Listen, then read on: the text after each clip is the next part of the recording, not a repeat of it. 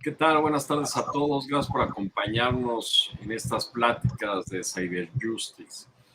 Con nosotros, nuestro querido, ya doctor, maestro, ingeniero, licenciado. ¿Qué me falta? Oscar. Vamos a empezar a vender quesadillas en la noche, yo creo. Hay que hacer de todo en esta vida, Oscar. Estábamos platicando de cómo presentar una denuncia y los datos de pruebas digitales, Oscar. A ver, ¿qué nos puedes seguir comentando al respecto para conocer un poco más de qué hacer? Mira, la vez pasada lo vimos como una parte introductoria, pero me gustaría que nuestras charlas fueran un poco más prácticas. Entonces, voy a tratar de dar tanto el sustento jurídico como el sustento técnico. El día de hoy vamos a ver, ¿no?, el sustento jurídico que yo tengo para que en caso de que me hagan un fraude, bueno, finalmente es una usurpación de identidad, no es un fraude. Finalmente el hecho de que a mí me roben el dinero a través de banca electrónica, en realidad el delito es usurpación de identidad. Sin embargo, bueno, con la finalidad de que nosotros podamos presentar una denuncia sin necesidad necesariamente de un dictamen pericial, vamos a presentar primero cuál es el sustento jurídico y después vamos a presentarles un ejemplo de una denuncia que ya desde el 2018 de una persona que se acercó con nosotros, evidentemente le habían robado todo su dinero y vamos a platicar cómo se resuelven todos estos tipos de temas, si te parece bien, mi querido Virgil. No, perfecto, Oscar, adelante. Entonces voy a compartir, si me lo permites, déjame compartir aquí la pantalla. Perdón que vamos en el coche, pero ya sabes que vamos del tingo al tango, pero no quería yo faltar el día de hoy. La semana pasada les ofrezco una disculpa porque tuvimos que atender una emergencia de capacitación y ya no me pude zafar, pero tenemos el compromiso contigo y no te vamos a fallar, ¿no? Entonces, miren, les voy a mostrar, hay un documento que son las disposiciones de carácter general aplicables a instituciones de crédito, en donde especialmente, bueno, si a nuestros oyentes, ¿no?, les gusta toda esta situación técnica en relación a la seguridad que tienen que tener los sistemas bancarios, esto lo van a encontrar del artículo 310 al 316, ¿no? En este caso, únicamente vamos a tocar el tema de cuál es la información que yo tengo derecho a solicitarle al banco en caso, ¿no?, de que yo sea víctima de un incidente relacionado con banca electrónica, ¿no? Entonces, mira, muy rápidamente, de manera muy ágil, las instituciones deberán generar registros o bitácoras o huellas de auditoría de las operaciones y servicios bancarios, ¿no? Ya después, relacionado inclusive, no se los voy a leer, ¿no? Ahí les doy la referencia, se los platico, les leo únicamente la primera parte para que se sirva de sustento. Sin embargo, inclusive para situaciones de llamadas telefónicas, el banco tendría que tener la obligación de almacenar incluso el número que permita la identificación, porque en los juicios mercantiles el hablar de dos cosas, la denuncia penal, ¿no?, y la demanda mercantil. Son dos procesos completamente distintos. Hago la aclaración, porque evidentemente dentro de las personas que nos hacen el favor de acompañarnos, no todos son abogados, ¿no? En el caso de los procedimientos mercantiles, lo que se trata de demostrar es que yo no fui. El banco lo que tendría la obligación, y esto hay una jurisprudencia específica que nos habla de ese tema, recordemos que una jurisprudencia es un criterio aplicable a la normativa mexicana, ¿no?, generado por la Suprema Corte de Justicia, en donde ya desde el año 2018 la Suprema Corte de Justicia determina que la carga de la prueba en relación al demostrar si fue la persona o no fue la persona recae en el banco, ¿no? Entonces, yo lo que tengo que demostrar en un juicio mercantil es que yo no fui. Evidentemente, ¿cómo lo hago? La pregunta es esa, ¿cómo lo hago, no? Lo puedo hacer a través precisamente de este documento que se conoce como bitácora, que el banco tiene que almacenar por un periodo mínimo de 6 meses. Ya cuando yo reporto un incidente, todo esto lo tienen en pantalla, se los voy platicando. Ya cuando yo reporto un incidente, pues el banco ya tiene la obligación de almacenarlo por 5 años. Lo que es realmente importante para nosotros es que es lo que dice el último párrafo. Yo los invito a que lean todos los incisos de este artículo, que es muy interesante y sobre todo muy útil para nosotros en caso de ser víctimas del robo de dinero a través de banca electrónica. Dice, la información a que se refiere el presente artículo deberá, aquí la palabra es muy importante, deberá ser proporcionada a los usuarios que así lo requieran expresamente a las instituciones mediante sus canales de atención. Y entonces, ojo, esta es una señal de alarma, porque nosotros tenemos varios clientes en Cyborg, ¿no? En donde tenemos este problema. La primera recomendación es que soliciten esta información, y fíjate que equivocadamente los bancos están negando esta información a los usuarios, y entonces los están obligando a que esto sea solicitado a través de Conducef, y si Conducef no lo solicita, entonces el usuario se queda hasta cierto punto en un estado de indefensión, en donde por supuesto, si no es asesorado de forma correcta, esta información no está a su alcance, ¿no? Cuando realmente debería de estar a su alcance. Si tú me lo preguntas a mí, esto es una condición inclusive que hace hasta cómplices a los bancos de esta situación, ¿no? Si nos ponemos a profundizar. Yo sé que lo que estoy hablando y lo que estoy diciendo puede sonar muy grave, pero así es para mis amigos banqueros. Yo no tengo nada en contra de ellos, ¿no? Pero la situación es que tendríamos que empezar por cumplir con lo que establecen sus propios lineamientos, ¿no? Entonces, es importante que tengan presente esta condición. La única situación es que tienen que ser los titulares, no puede ser un tercero. El titular es el que tiene que solicitar esta información, y el banco tendría, como lo señala este párrafo, la obligación de compartir esta información. Entonces, en esta información, ¿qué es lo que vamos a ver? Vamos a ver un listado, ¿no? Porque aquí está, ¿no? Aquí está enlistado cuáles son los datos que se tienen que guardar, pero entre ese listado, se los leo, ¿no? Evidentemente es la cuenta bancaria, la fecha, la hora, el tipo de transacción, que fue el tipo de movimiento que se realizó, y lo que es muy importante para determinar si fue la persona o no fue la persona, las direcciones IPs. Ya platicaremos un poquito más adelante en algún otro capítulo qué son las direcciones IPs y cómo nos ayudan. Ahorita voy a dar únicamente la introducción, ¿no? En donde una dirección IP de manera general, si no utilizamos digamos, el Poder Judicial a través de una denuncia, nos va a servir para ubicar de manera general dónde está una persona. Normalmente los casos que nosotros hemos visto relacionados con estos temas desde el punto de vista mercantil, aplicando o auxiliando a las personas como un perito, se relacionan con la persona vive en Tlaxcala, ¿no? Vamos a suponer que la persona vive en Tlaxcala, y resulta que, y esto nos lo dice la dirección IP, bueno, evidentemente nos lo dice la persona, pero nos lo dice, nos lo confirma las direcciones IP. Las direcciones IP son un numerito, así lo voy a explicar de manera muy sencilla, un numerito que me otorga un proveedor de servicios. ¿Quién es ese proveedor de servicios? Easy, Telcel, Total Play, todos ellos, ¿no? Es un numerito que me otorgan esos proveedores de servicios para que yo pueda navegar en Internet.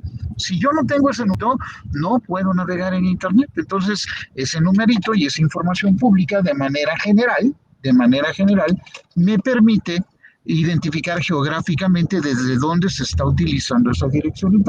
Hasta ahí lo vamos a dejar. Si quieres, ya más adelante en otra charla explicamos a profundidad un poquito más y enseñamos algunos ejemplos. Ahorita van a ver cómo es una dirección IP. Entonces, yo puedo determinar como perito geográficamente si la conexión que se hizo para realizar tanto el alta del beneficiario como la transferencia de dinero, ¿no?, la hizo el usuario o no. ¿Por qué? Porque en el usuario nosotros identificamos quién es su proveedor y cuáles son las direcciones que normalmente él utiliza para hacer las transferencias. Bueno, pues las sorpresas que nos llevamos nosotros son las que, pues de repente damos cuenta que el usuario es de Tlaxcala, ¿no? Y resulta que el alta del cliente y la transferencia se realizó desde Sonora, desde Jalisco, desde otro estado, no importa cuándo.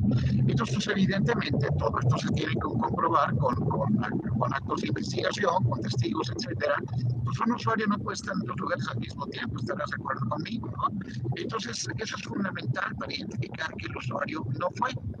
Después tenemos el procedimiento penal. Si me permites, vamos a compartirles el documento. Esta es una denuncia real de una denuncia penal. La denuncia penal, a diferencia del proceso mercantil, de lo que se trata es de darle persecución al responsable. Por un lado, acreditar ante el Ministerio Público, que el Ministerio Público acredite que yo no fui, que eso es muy importante, y después, evidentemente, la persecución del delincuente. Recordemos que es importante bajo el nuevo sistema penal acusatorio todo lo relacionado con la reparación del daño, ¿no? Que ya son términos un poquito más complejos. Entonces vamos a ver esta denuncia. Evidentemente, esta es una señora. Les platico muy rápidamente de qué se trata el caso, en donde es una señora ya mayor, de la tercera edad, que cada mes ella tiene guardado su dinerito, ¿no? Si la memoria no me falla, ahorita lo vamos a ver aquí, me parece que eran como 350,000 pesos, una cosa así. Ella iba cada mes a la ventanilla a sacar el dinero que necesitaba para poder realizar sus pagos. Físicamente iba al banco, porque evidentemente sabemos que hay muchas personas, especialmente personas ya de la tercera edad, pues como que no les gustan los medios electrónicos. Y un día, ¿no? En el septiembre del 2018, pues de repente pues ya no tiene dinero, ¿no? Se acerca con nosotros, evidentemente, pues es una persona de tercera edad, sus condiciones económicas no son onerosas, ¿no? Entonces la ayudamos sin necesidad de generarle un dictamen pericial, en donde evidentemente están ustedes viendo cómo debo de presentar una denuncia. Una denuncia, yo no recomiendo que una denuncia se pueda hacer de forma escrita o se pueda hacer de forma oral. O sea, el Ministerio Público te toma ahí la declaración y tú dices los hechos. Yo no se los recomiendo, yo les recomiendo que se sienten 5 minutos, 10 minutos, escribirlo, primero a mano y luego en computadora, ¿no? Y aquellos que ya son más jóvenes, que lo hagan directamente ya en la computadora, para que pongan en orden sus ideas, en donde primero vamos a llevar a cabo, pues evidentemente, quiénes somos. Aquí está la denuncia, vean ustedes el sello. Le estamos sugiriendo al Ministerio Público cuáles son los delitos y dónde se encuentran contemplados en el Código Penal, en este caso en el Código Penal del Distrito Federal, todavía no le cambian a Ciudad de México, que en este caso sería por los delitos de robo y usurpación de identidad que se encuentran contados en el artículo 211 bis y 220. Después tendríamos antecedentes, en donde los antecedentes muy rápidamente se los platico. Bueno, pues la señora no. Es más, la señora ni siquiera no tenía banca electrónica, ¿no? Entonces, si la señora no tenía banca electrónica, ¿cómo fue que le robaron su dinero a través de banca electrónica? Y ahí después viene una situación de descripción de hechos, en donde se señala el presente 27 de abril, bla, bla, bla, me presenté en la sucursal bancaria, mira, son 250,000 pesos, que a lo mejor para muchas personas no parecerá mucho, pero créanme que para la señora que le sucedió, pues todo el dinero que tenía, ¿no? Y todo el dinero para pues, llevar sus gastos, ¿no? Entonces, ahí se presentan como datos de prueba, pues evidentemente el contrato que tiene con el banco, la reclamación que hace. En este caso, inclusive hace la reclamación ante Conducef, ¿no? Bueno, ¿qué es lo que le vamos a pedir al Ministerio Público? Vean ustedes qué es lo que le vamos a pedir al Ministerio Público. Tenerme por presente, ¿no? Para presentar precisamente la denuncia, tener por denunciados los hechos y vean ustedes, solicitar, ¿no? A la institución de banca múltiple, en este caso HSBC, así como el nombre de los titulares relacionados con todo lo relacionado con las transferencias, transferencias, ¿no? En este caso de dinero, con la finalidad, bueno, evidentemente para que tú puedas transferir dinero de una cuenta a otra, pues tienes que utilizar tus credenciales. Seguramente estas credenciales son falsificadas, no importa que den de alta y den de baja las cuentas, pues evidentemente son actos de investigación desde el punto de vista jurídico. Entonces, por un lado, seguimos el origen del dinero a través de las cuentas bancarias y por el otro lado, ¿no? Seguimos la situación relacionada con las direcciones IPs, en donde las direcciones IPs ya hemos platicado en algunas otras ocasiones, no fue lo relacionado con la parte introductoria, quizás tan a fondo que dimos la clase pasada, pero ya sabemos que el único proveedor de servicios que coopera con la autoridad es un acuerdo que yo restablezco en el 2006 entre la extinta PGR y Telmex, es Telmex. Entonces, aquí van a ver cómo presentan, pues evidentemente, la queja, su estado de cuenta, bla, bla, bla. A mí lo que me interesa mostrarles es precisamente la bitácora. La bitácora del banco, para que ustedes vean cómo es, ahí la tienen. Esta es una bitácora del banco que de acuerdo al artículo 316-15 los bancos tienen obligación de almacenar y de mostrarnos, ¿no? En donde si ustedes ven ahí, estamos viendo la fecha, la hora, el tipo de movimientos. Pues pueden ver ahí en la penúltima columna del lado izquierdo, del lado derecho, las direcciones IPs. Esa es una dirección IP. Entonces, esas direcciones IPs, por supuesto, que si el único proveedor en nuestro país que coopera es Telmex, pues yo tengo que rezar para que sea Telmex, ¿no? El que coopera para solicitar al Ministerio Público que pida la información. En este caso tuvimos la fortuna de que el proveedor de servicios, así, ¿no? Ahí tenemos todos los movimientos. Y entonces lo que viene es un análisis precisamente de estas direcciones IPs, en donde de manera digamos, sin necesidad de una orden de un juez, esta es información pública, nosotros podemos determinar que estas son las direcciones IPs a través de las cuales se dieron de alta al beneficiario y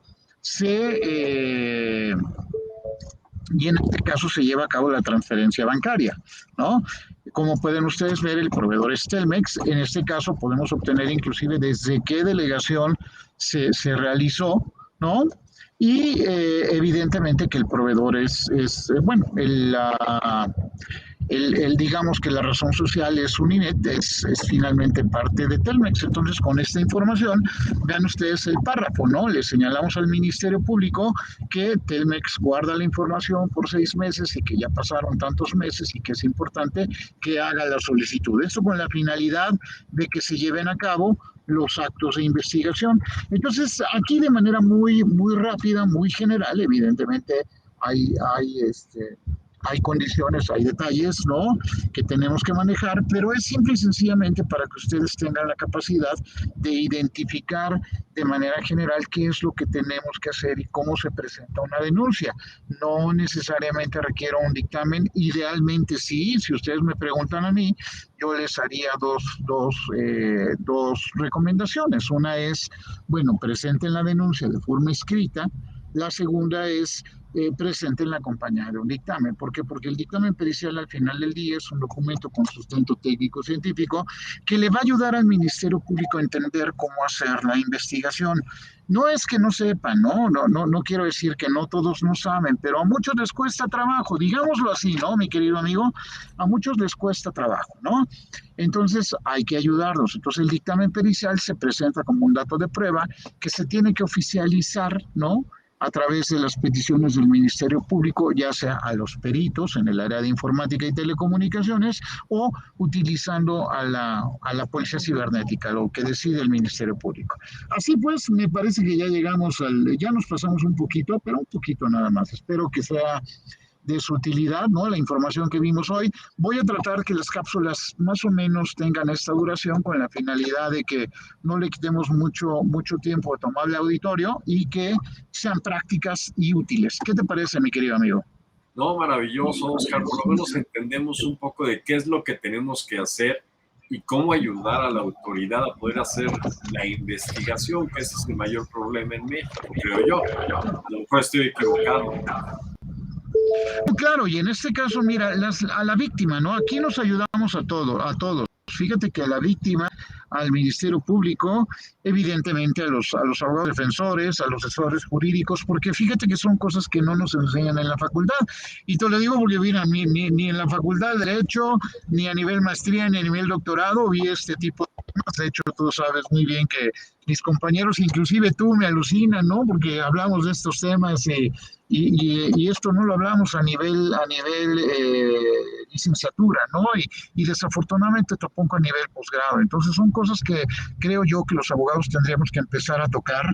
Me parece que por eso vamos a tocar en estos temas, temas técnico-jurídicos para mis amigos ingenieros que estén interesados, para los abogados que les guste el tema y ¿por qué no? Para el público en general, al final del día son cosas que debemos conocer todos, ¿no? No, claro que sí, Oscar. Pues muchísimas gracias, Oscar. Nos estaremos viendo dentro de 8 días, ¿no? Pero dentro de 8 días es Semana Santa. No sé si quieras dar la plática o nos la Como pasamos. tú me digas, si lo hacemos Ya sabes que con una piña colada o con un coco loco, pues le damos envidia a la gente, ¿no? Está bien. mientras no sea en traje de baño, todo va a estar bien, Oscar, porque no No, porque andamos. entonces cobramos cover. Sale, mi querido amigo. Nos estamos Muchas viendo. gracias, Mis queridos Oscar. amigos que nos hacen favor de vernos, muchas gracias. Nos vemos dentro de 8 días. Gracias. Bye bye. Hasta luego, Oscar. Gracias.